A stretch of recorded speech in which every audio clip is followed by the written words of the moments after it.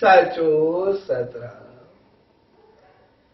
सच सतराम समझायो तो विजयदशमी या दशहरो माना रावण यानी मिड़नी विकारन ऐं सभिनी ख़राबियुनि ते जीत पाए करे राम यानी पौतर बणजण जो ॾींहुं।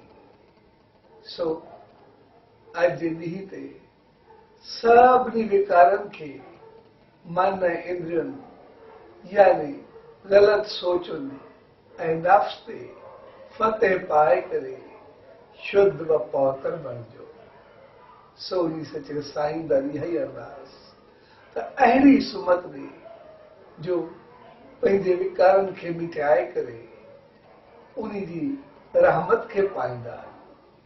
सो अॼु जे पावन पुर्ब ते तव्हां सभिनी भाउरनि भेनरुनि ऐं सॼी संगत खे पूज्य ॾेवरी साहब संत सतराम धाम राणकी साहब जे तरफ़ां आशीर्वाद शुभकामनाऊं वाधायूं ऐं वाधायूं।